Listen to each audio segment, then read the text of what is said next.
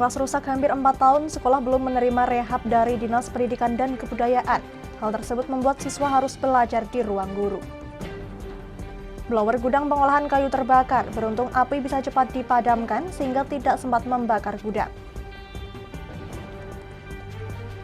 Dalam duel Persipa bermain home di Stadion Joyokusumo Pati di gelaran Liga 2, Persipa harus berbagi poin 1 sama dengan rivalnya FC Bekasi City. Selamat malam pemirsa, bersama saya Amanda Soraya, Anda tengah menyaksikan Jateng hari ini. Sebuah gudang pengolahan kayu di Jalan Arteri Mororejo, Kaliwungu, Kendal, Jawa Tengah pada Senin pagi nyaris terbakar. Api sempat membakar serbuk hasil pengolahan kayu, bahkan karyawan sempat panik dan diminta meninggalkan pabrik karena banyak material mudah terbakar. Diduga api berasal dari blower yang digunakan untuk menyedot serbuk kayu panas dan membakar tumpukan serbuk kayu.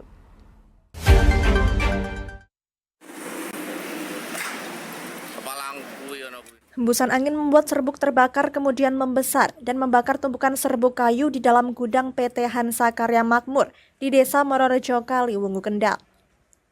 Sejumlah karyawan pabrik pengolahan kayu ini berupaya memadamkan api di dalam tempat pembuangan serbuk kayu. Menurut petugas keamanan, api sudah terlihat di dalam gudang tempat pembuangan serbuk kayu. Melihat kobaran api dari pembuangan serbuk kayu, petugas keamanan langsung mematikan blower dan aliran listrik di dalam pabrik. Sambil berteriak minta tolong, sejumlah karyawan kemudian mengambil alat pemadam ringan dan menyemprotkan api ke tempat pembuangan serbuk. Paruh, di ruang satpam, terus? Langsung tiba-tiba ada api besar, gitu. Di tungku itu, dalam tungku apa? Dalam pembuangan? Ya, dalam pembuangan. Dalam pembuangan itu ya? Langsung saya lari ke sini, Pak, kebakaran. Terus matiin operatornya? Iya. Tapi apinya udah besar, Mas? Mesin malah langsung dimatiin. Apinya di dalam serbuk itu udah besar apinya? Ya, pertama sedikit, langsung saya sedikit rasa, langsung lari kemari, langsung besar. Langsung besar ya? Satu unit pemadam kebakaran dari Pos Kaliwungu yang datang ke lokasi kejadian menyemprotkan air ke dalam tempat pembuangan serbuk yang terbakar. Petugas harus berhati-hati karena api bisa saja menyembur keluar dari serbuk yang disemprot air. Untuk meminimalisir api tidak menjalar ke bangunan gudang dan tumpukan kayu, petugas melakukan pembasahan di seluruh tumpukan serbuk kayu. Setelah hampir 1 jam dilakukan penyemprotan, api berhasil dipadamkan dan tidak sempat membakar seluruh gudang pengolahan kayu ini. Petugas Polsek Kaliwungu yang datang ke lokasi kejadian memeriksa sejumlah saksi dan melakukan olah tempat kejadian perkara. Saat ini kasusnya masih dalam penanganan Polsek Kaliwungu. Dari Kendal, Muhammad Arya, Lingkar TV, melaporkan. Hampir 4 tahun ruang kelas SD Negeri 1 Karanganom, Kecamatan Weleri tidak ada perbaikan. Pasalnya sudah beberapa kali dilaporkan ke Dinas Pendidikan dan Kebudayaan, namun hingga saat ini belum juga ada tindakan. Para siswa terpaksa harus belajar di ruang guru yang disekat dengan lemari.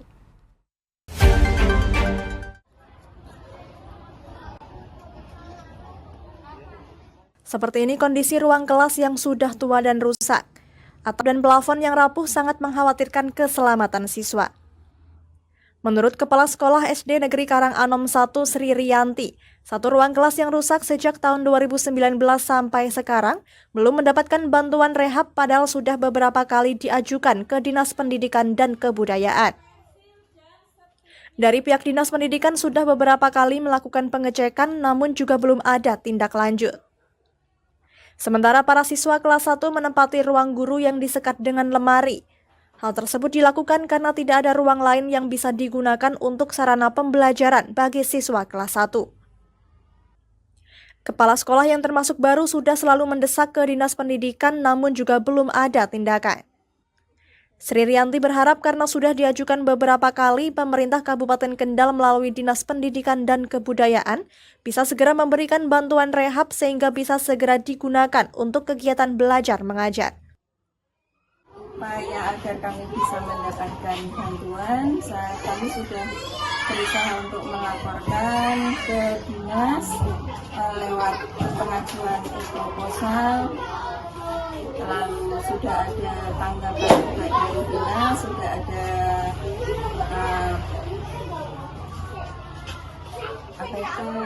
dari dinas sudah melihat langsung kondisinya, bahkan sudah beberapa kali ke sini. Bahkan tahun pelajaran yang sekarang pun juga sudah ditinjau kembali. Harapan kami berusaha untuk berharap banget bisa secepatnya mendapatkan bantuan rehab atau yang selang-selangnya agar pembelajaran tetap berlangsung dengan sebaik-baiknya. Sementara Kepala Dinas Pendidikan dan Kebudayaan Wahyu Yusuf Ahmadi saat akan dikonfirmasi tidak berada di tempat. Ruang kelas tersebut sangat memprihatinkan, atapnya berlubang serta tiang penyangga keropos membuat siswa tidak nyaman belajar, bahkan siswa harus belajar di ruangan guru yang disekat dengan lemari saja. Dari Kendal, Muhammad Arya, Lingkar TV, melaporkan. Pasca kenaikan harga BBM solar bersubsidi yang ditetapkan oleh pemerintah pusat berdampak pada aktivitas di tempat pelelangan ikan di Pelabuhan Tegalsari, Kota Tegal, Jawa Tengah saat ini sepi. Nyaris tidak ada bongkar muat hasil tangkapan akibat banyak nelayan yang memilih tidak melaut menyusul membengkaknya biaya perbekalan melaut.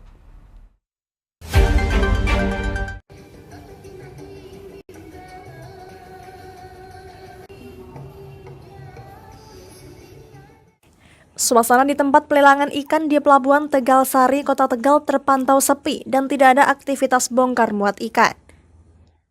Ratusan kapal nelayan masih bersandar di sepanjang dermaga Pelabuhan Tegalsari, Kota Tegal.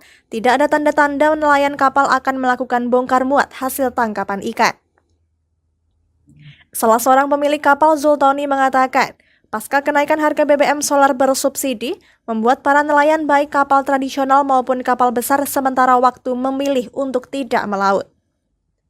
Biasanya setiap hari ada aktivitas bongkar muat hasil tangkapan ikan di Pelabuhan Tegalsari, Kota Tegal, sekitar 10 hingga 12 kapal. Namun sejak beberapa hari terakhir hanya 2 hingga 4 kapal saja yang melakukan bongkar ikan. Akibatnya aktivitas pelelangan ikan di TPI Pelabuhan Tegalsari, Kota Tegal sejak beberapa hari lalu ini terhenti. Naiknya harga BBM solar bersubsidi saat ini tidak dibarengi dengan kenaikan harga jual ikan. Harga ikan saat ini masih normal, belum ada kenaikan. Seperti ikan tongkol masih dijual Rp23.000 per kilogram, ikan tenggiri ukuran besar Rp50.000 per kilogram, dan ikan banyar Rp25.000 per kilogram. Ke BBM naik bongkar ikan itu agak kurang karena kapal nelayan itu pada nganggur, nggak bisa beli solar karena harga BBM mahal, jadi nggak bisa melaut, langsung turun gratis, nggak ada bongkar ikan, nggak ada apa. Tuh masalahnya solar BBM, jadi nelayan itu pada berhenti. Itu Pak. Berarti hanya sebagian yang berangkat Pak ya, Pak ya? Yang berangkat ada, tapi waktu masih murah. Pulang solarnya mahal, langsung udah bisa beli solar. Kayak gitu. Tiarap ya ini? Tiarap. Hampir tiarap nelayan. Ada yang berangkat, ada yang tiarap. Tuh. Kalau yang berangkat itu masih solar harga murah. Yang ini solar kenaikan BBM solar larang langsung tiarap. Berarti aktivitas bongkar muat sehari-hari gimana ini Pak? Sehari-harinya mengurang, turun gratis. Cuma 4 kapal di TPI sepi. Berarti tidak ada pelelangan Pak ya? Enggak ada pelelangan, sepi. Masalah karena gejolak harga BBM mahal. Untuk harga ikan sendiri gimana Pak? Harga ikan masih ajek. Nggak naik Pak? Nggak naik. Saat ini sebagian kapal nelayan Pantura Tegal dan sekitarnya yang masih berangkat melaut mencari ikan adalah kapal-kapal dengan perbekalan saat harga BBM solar subsidi belum mengalami kenaikan. Dari Tegal, Gus Fadilah, Lingkar TV, melaporkan.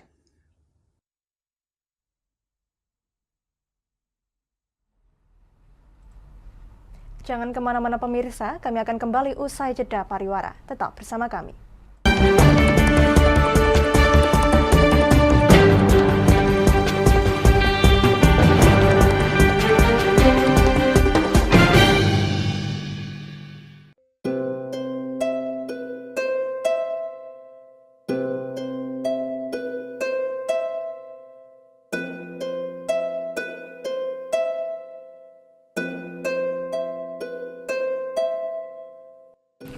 Wah iki yo siaran TV wah apik temenan. Filme cocok karo suasanane.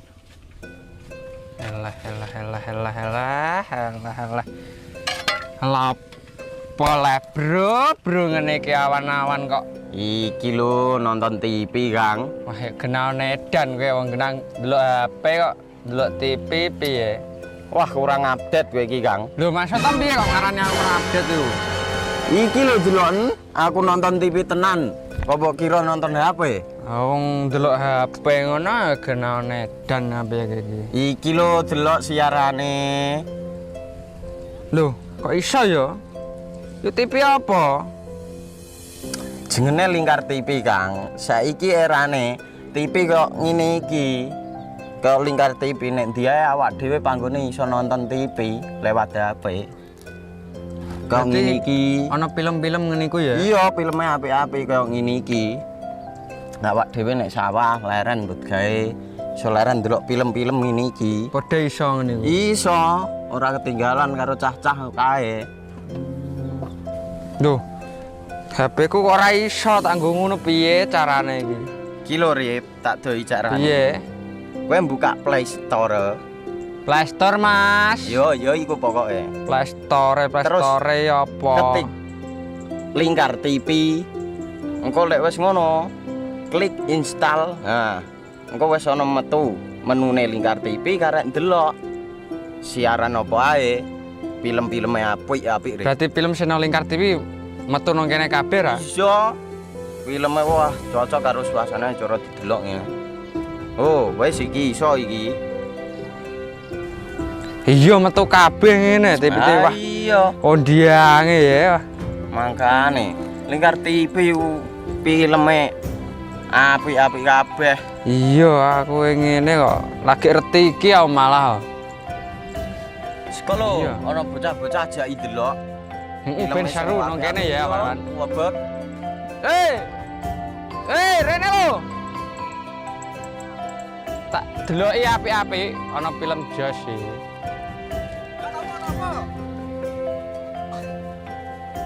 Rene go Rene. Oh iki lho tak deloki film nang Lingkar TV. Solutif dan terpercaya.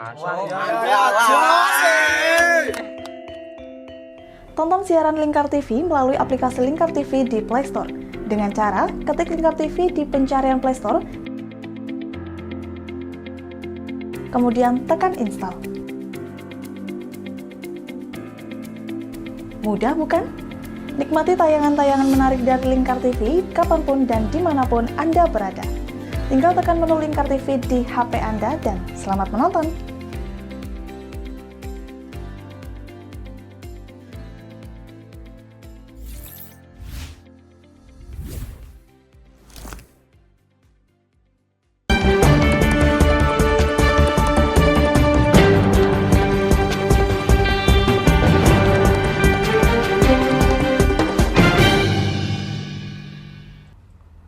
Masih bersama Jateng hari ini pemirsa, pemerintah Kabupaten Pati menyiapkan anggaran 5-6 miliar rupiah untuk BLT bagi masyarakat dampak dari kenaikan harga BBM.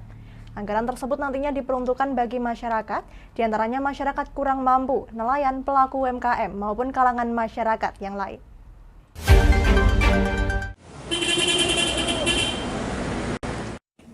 Pemerintah Kabupaten Pati menyiapkan anggaran sebanyak 5,7 miliar rupiah yang diperuntukkan untuk membantu masyarakat terkait kenaikan harga BBM. Hal itu disampaikan langsung oleh Kepala Dinas Sosial P3 AKP Kabupaten Pati Indrianto saat ditemui di kantornya pada Senin pagi. Indrianto mengungkapkan anggaran ini merupakan anggaran di luar pemerintah pusat. Sampai saat ini terdapat 6 OPD yang diberi amanah untuk menyalurkan bantuan, namun begitu kepastian masih menunggu perkembangan dan keputusan final Setda Kabupaten Pati. Beberapa OPD diantaranya Dinas Sosial, Disnaker, Dinas Kelautan dan Perikanan, Disperindak, dan juga Dinas Koperasi dan UMKM menjadi instansi penyalur bantuan nantinya. Seraya itu ada yang kaitannya dengan nelayan, kemudian ojol, transportasi, kemudian juga kalau ini di Disperindak itu kaitannya dengan nanti subsidi kenaikan sembako itu kaitannya dengan komoditas. Kalau dinsos kaitannya mungkin veteran sama disabilitas itu. Tapi belum final, masih hasilnya di-fake-kan oleh tim Zeda. Sedangkan untuk penyaluran, Indrianto menjelaskan bahwa bantuan nantinya akan diberikan selama 3 bulan, yakni Oktober, November, Desember. Sedangkan untuk penerima nantinya OPD akan mengkonfirmasi by name maupun by address dan akan divalidasi oleh Dinsos agar tidak terjadi penerimaan bantuan ganda. Dari Pati, Arlinda Maya, Lingkar TV, melaporkan.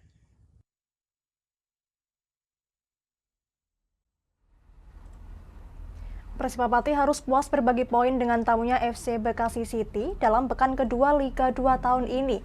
Duel ini menjadi duel perdana Persipa bermain home di Stadion Joyokusumo Pati di gelaran Liga 2. Gol Persipa dicetak oleh Rizky Novriansyah di menit 41 dan dibalas oleh Saldi pada menit 45.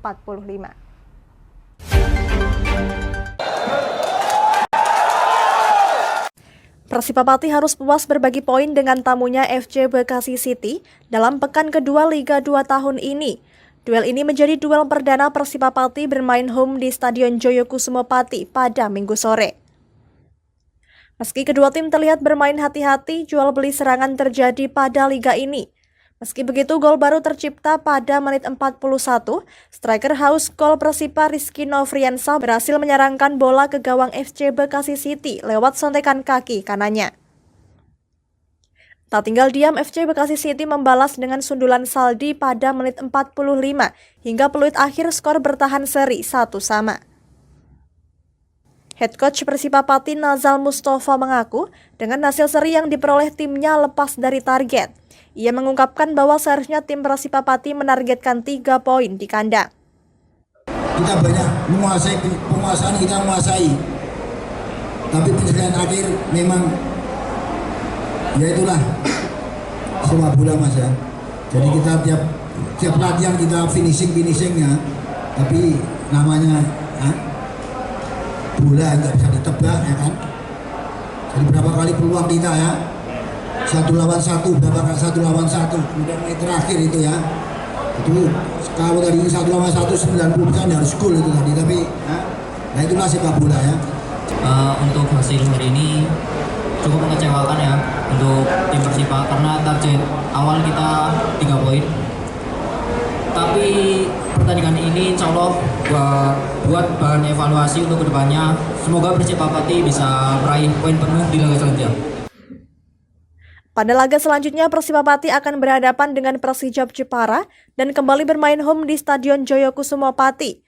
Pada laga bertajuk Derby Muria ini, Persipa Pati menargetkan mengalahkan Persijap Jepara dan memperoleh poin penuh. Dari Pati, Fajar Mukti, Lingkar TV, melaporkan. Karnaval kesenian daerah digelar di Boyolali. Gubernur Jawa Tengah Ganjar Pranowo mengatakan, penyaluran kreativitas perlu menggerakkan sumber daya desa sehingga bisa mengangkat potensi wisata dan UMKM di Boyolali.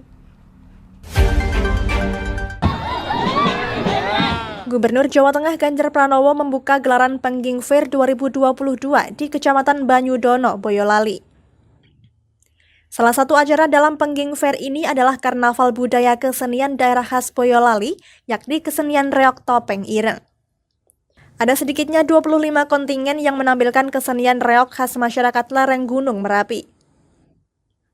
Dalam acara tersebut, Ganjar Pranowo mengatakan, masyarakat di banyak desa sebenarnya punya kreativitas dan inovasi yang tinggi, namun wadah untuk menyalurkannya di setiap daerah masih terbatas.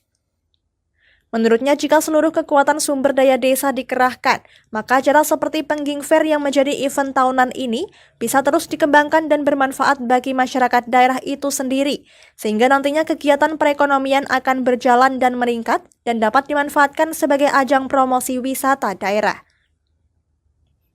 Proses kreatif itulah kemudian yang terus didorong oleh Ganjar kepada masyarakat agar mampu menciptakan suatu karya yang dapat dikenal banyak orang dan tentunya dengan tidak meninggalkan nilai-nilai kebudayaan.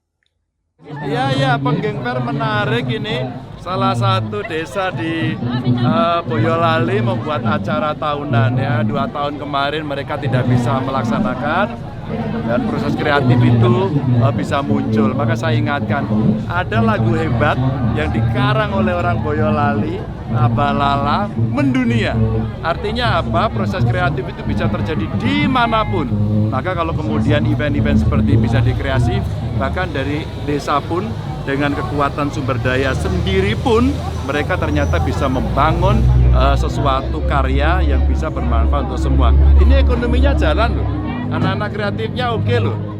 Acara ini disambut meriah oleh warga masyarakat karena event budaya ini sudah vakum selama 2 tahun karena pandemi COVID-19. Acara Pengging Fair digelar sebagai rangkaian peringatan HUT RI ke-77 serta pelestarian seni budaya tradisional. Dari Boyolali, Irfan Agusta, Lingkar TV, melaporkan.